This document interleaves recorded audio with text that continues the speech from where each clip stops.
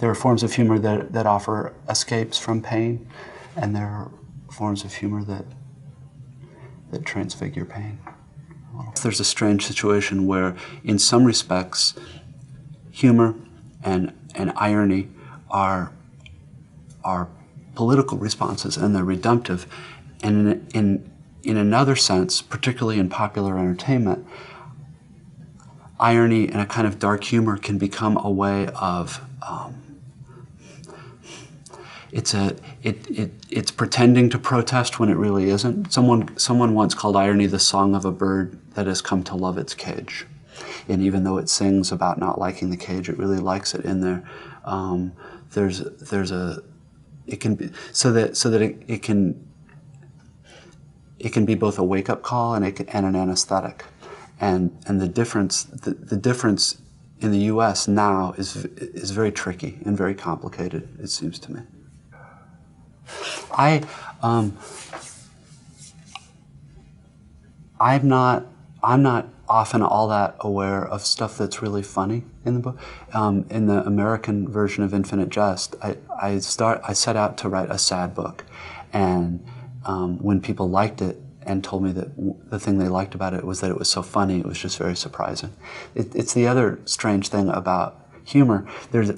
I teach school and I teach literature, and some of what I teach is Kafka, and there's a story about Kafka that in some of Kafka's most horrific stories, his neighbors would complain because he would be laughing so hard late at night as he wrote these stories. He found them very, very funny. And there are things in them that are funny, but I don't know that many people would understand laughing so hard that your neighbors would complain. I had started that book after a couple of people, not close friends, but people I knew who were my age had committed suicide, and it just became obvious that something was going on, and so I know that impulse was part of starting the book. The book is so long though, and took so long to write, that it's almost hard to remember the impulses at the beginning, because everything sort of changes. I mean, it's something you live with for years and years, rather than something that you just have an idea or a feeling and you just do. I think one of the ideas of the book is that there's a particular ethos in U.S. culture, especially in entertainment and marketing culture, that very much appeals to people as individuals, that you don't have to be devoted or subservient to anything else. There is no larger good than your own good and your own happiness. And that in the book, as best I can recall, characters who become drug addicts, there is a form, the root in English of addict is the Latin addicere, which means religious devotion. It was an attribute of beginning monks, I think. There's an element in the book in which various people are living out something that I think is true, which is that we all worship, and we all have a religious impulse. We can choose to an extent what we worship, but the myth that we worship nothing and give ourselves away to nothing is simply sets us up to give ourselves away to something different. For instance, pleasure, or drugs, or the idea of having a lot of money and being able to buy nice stuff. Whatever the conditions of hopelessness you're talking about, at least in Infinite Jest, have to do, I think, with an American idea, and not a universal one, but one that I think kids get exposed to very early, that you are the most important, and what you want is the most important, and that your job in life is to gratify your own desires. That's a little crude to say it that way, but in fact it's something of the ideology here, it's certainly the ideology that's perpetrated by television and advertising and entertainment, and the economy thrives on it. I rather doubt that Europeans' idea of America is very different from this. I mean, this is this is one enormous engine and temple of self-gratification and self-advancement, and in some ways it works very, very well. In other ways, it doesn't work all that well, because at least for me, it seems as if there are whole other parts of me that need to worry about things larger than me, that don't get nourished in that system. The idea that America is one great big shopping mall, and that all anyone wants to do is, grasp their credit card and run out and buy stuff, is a stereotype, and it's a generalization. But as a way to summarize a certain kind of ethos in the U.S., it's pretty accurate, particularly after the elections we just had on Tuesday. It's the U.S. is not getting better in this area. It seems like it's getting worse. American economic and cultural systems that work very well in terms of selling people products and keeping the economy thriving do not work as well when it comes to educating children or helping us help each other know how to live and to be happy. If that word means anything, clearly it means something different from whatever I want to do. I want to take this cup and throw it right now. I have every right to. I should. That we've seen it. We see it with children. That's not happiness. That feeling of having to obey every impulse and gratify every desire it seems to me to be a strange kind of slavery. Nobody talks about it as such, though. It talks about freedom of choice, and you have the right to have things, and spend this much money and you can have this stuff. Again, saying it this way, it sounds to me very crude and very simple, but that's sort of the way. A term that's rarely used here anymore, and now I feel embarrassment because I'm going to sound like my grandfather or something, but the word citizen. The idea of being a citizen would be to understand your country's history and the things about it that are good and not so good and how the system works, and taking the trouble to learn about candidates for political office, which means often reading stuff, which isn't fun. Sometimes it's boring. But when people don't do that, here's what happens. The candidates win who have the most money to buy television advertisements, because television advertisements are all most voters know about the candidates. Therefore, we get candidates who are beholden to large donors and become, in some ways, corrupt, which disgusts the voters and makes the voters even less interested in politics, less willing to read and do the work of citizenship. When I was a little boy, there was a class called citizenship. And here are certain things about America and America's history. Here's why it's important to vote. Here's why it's important not just to go in and vote for who the best-looking candidate is. Here's what's really interesting, and I don't know if you can translate this. Talking about this now, I feel ashamed, because my saying all this sounds to me like an older person saying this, like a person lecturing, which in American culture sets me up to be ridiculed. It would be very easy to make fun of what I'm saying. It'd be very, very easy to make fun of what I'm saying, and I can hear in my head a voice making fun of this stuff as I'm saying it. And this is the kind of paradox, I think, of what it is to be a halfway intelligent American right now, and probably also a Western European, is that there are things we know are right and good and would be better for us to do, but constantly it's like, yeah, but it's so much funnier and nicer to go do something else, and who cares, and it's all bullshit anyway. And, is tension and unhappiness in people. I don't think it's very complicated, and I don't think I've named the only reason for it. The paradox is that sort of tension and complication and conflict in people also makes them very easy to market to, because I can say to you, feeling uneasy, life feels empty. Well, here's something you can buy or something you can go do. It makes us It makes for, the economics term is inelasticity of demand. I demand all the time, no matter what the price of it is. And it works really well in an economic way.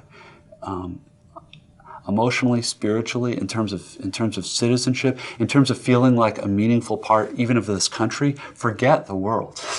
You know, and I'm sure the U.S. government's sort of arrogance and disdain for the rest of the world is unpleasant, but it's also a natural extension of certain cultural messages we send ourselves about ourselves that work very well in some ways and make us very rich and very powerful. It's all complicated. There's a real split in U.S. literature between commercial literature, novels like that Crichton writes, Stephen King, Tom Clancy, who are the other big, Grisham, the law guy, some of which are really pretty good, but they're and they make a great deal of money, and there's a whole lot of demand for them. And then there is still, and I think it's probably like this in well, it's probably not quite. There's probably more demand for serious books in Europe, but here there's a small pocket of probably I don't know, 500,000. Say 1 million readers who, many of whom are from the upper classes and have good educations and have been taught the pleasures of hard work in reading or music or art, and like that. So I mean, when you're talking to me, you're talking to somebody who doesn't have very much power in the culture and who's not very important except in a fairly small. I don't know what the analog would be. It would be something like maybe contemporary classical music in the U.S., which there are people who enjoy it and listen to it, partly because of training and partly because they're disposed to be willing to do a certain amount more work reading it. But compared to popular music and rock and roll and hip hop and stuff, classical music is nothing. I mean, economically or commercially, or in terms of how many people have heard of it, or how much an influence it has on the culture. So, and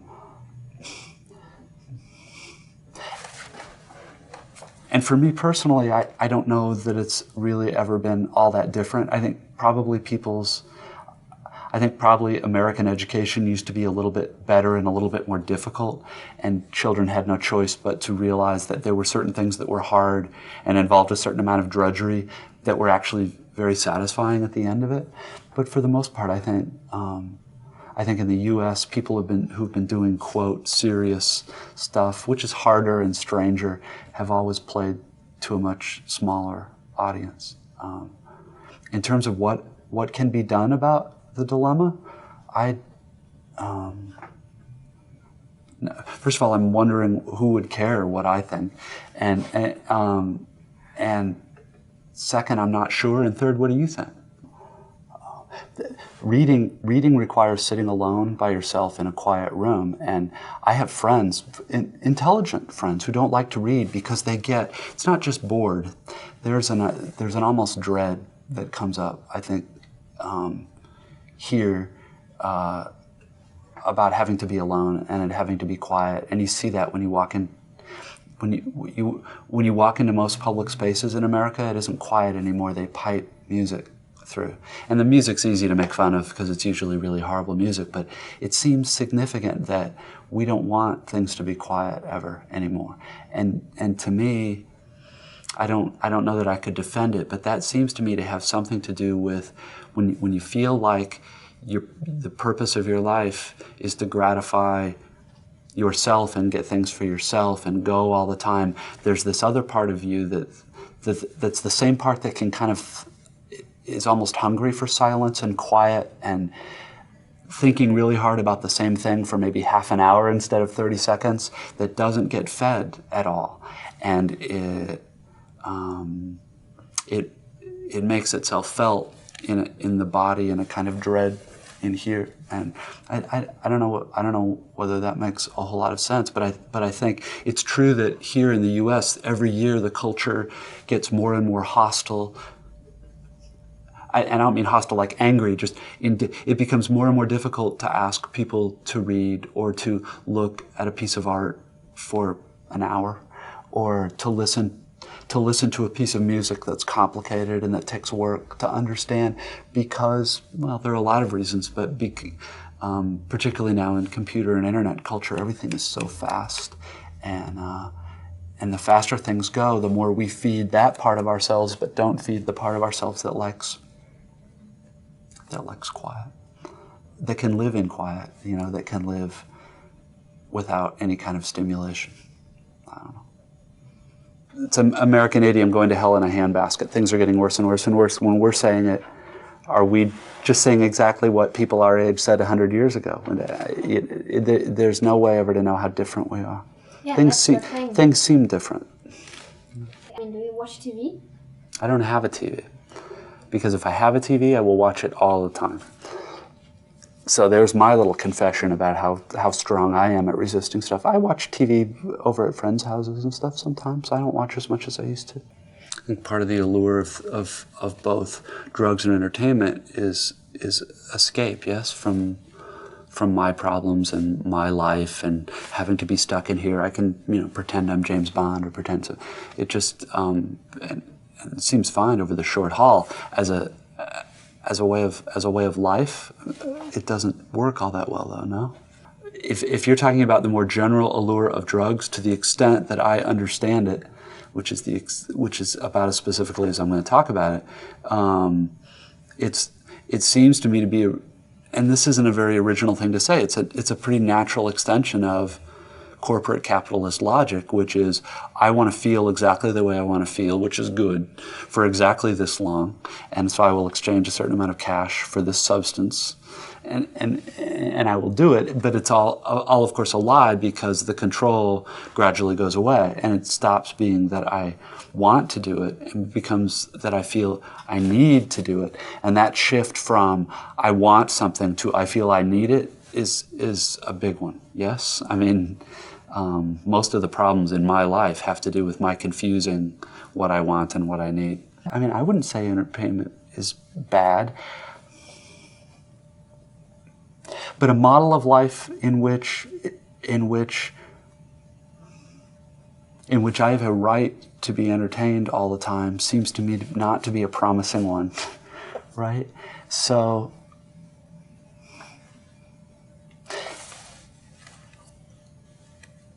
and this won't translate, but of course one of the insidious things about it is that entertainment is so goddamn entertaining.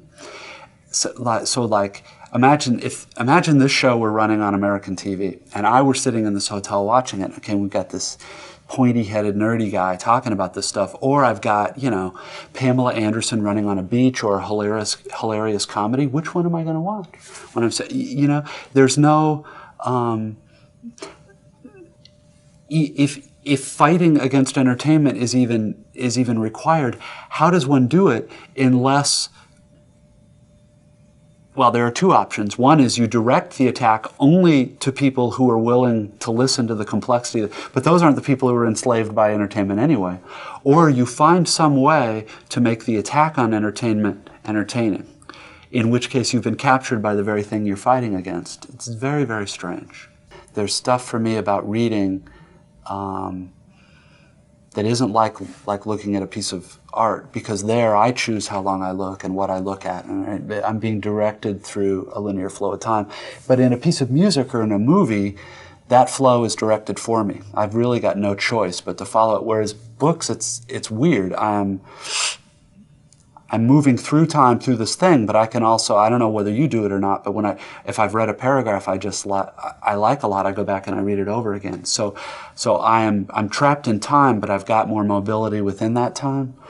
And then I think, there's other writers I've talked to about this, and most of us who end up doing this like to read as kids, probably for the same reason you did. There's I'm trying to think of a way to say it where it isn't just sounds stupid and simple, but it goes without saying that there are four of us in this room. I'm sure we all seem fairly pleasant. We don't. there are big limits on what we'll ever know about each other. I don't know what's in your mind right now. God knows I don't know what's in his mind right now. There is a way for me, and I'm not really talking. I'm talking more as a reader, that when I'm reading something that's good and that's real, I'm able to jump over. I'm able to kind of jump over that wall of self and inhabit somebody else in a way that I can't, that we can't in regular life. But when I do inhabit that other person, very often what they're thinking or saying or feeling are things very much the way I do, but I'm scared there's something wrong with me that I do and nobody else does. There's a tremendous reassurance about that kind of communion and empathy. And then it gets more complicated because I'm also getting access to the mind of the author in a way that we don't have access to each other talking this way and stuff. And so there is, it's most of the friends I've got, and most of my friends don't like to read. Most of the friends I've got who don't like to read find it A, boring, and B, just kind of lonely and slow. And I just don't get it because I'm watching television for me, although it's easier, is much lonelier. Watching flat images on a flat screen, doing interesting things, and often they're very easy to look at, is very different from knowing what it's like to be inside somebody else's skin, or knowing what it's like to be able to spend 2 hours with an author who somehow can make me feel like I know what it is. I mean, it just seems like a form of magic to me. And is it also comfort? I can't remember which American writer it was who I heard him speak, and he said that his job is to comfort the disturbed and to disturb the comfortable. And so there's something comforting.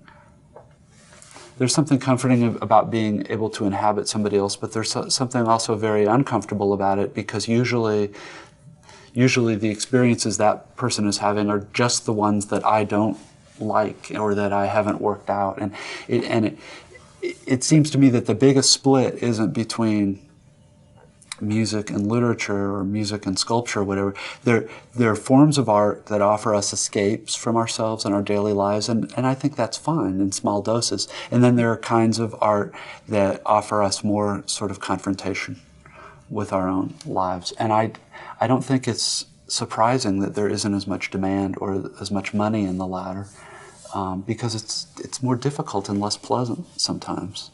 And it takes skill and education to get good enough at reading or listening to be able to derive pleasure from it. There's class stuff involved here that gets very tricky. But I think it's worthwhile. I think reading and writing are both worthwhile. That's very profound. Okay. Did good for a while. In the middle there, that was lucid. There's something painful about being stuck in a body and a consciousness that can't ever except through sort of conversation, can't ever be inside anybody else's. And there's a magic about, except, see, I don't know that much about music. People who do say that there is a purity with which the composer's emotional state can be felt by the listener that can't be approached by anything else either. There's probably most kinds of art have this sort of magical thing of, for a moment, there's a kind of reconciliation and communion between you and me and you and me that isn't possible in any other way. And this is something else about, like, being an American. When I hear the word existential now, half of me rolls my eyes. Oh, what a bit, the big sexy, like, philosophical term. And it becomes hard to speak seriously about it because all I can hear is being made fun of for how serious and boring and dull I'm being, if that makes any sense. Good luck editing. It seems to me now that the country's reaction to feeling frightened and insecure is to buy sports utility vehicles that are large and massive and tank-like and make individual people feel safer, but also get 4 miles to the gallon in a country where gasoline is probably 1/5 as expensive as it ought to be. There's a sanity in Europe about gasoline prices and fuel consumption that there isn't here yet.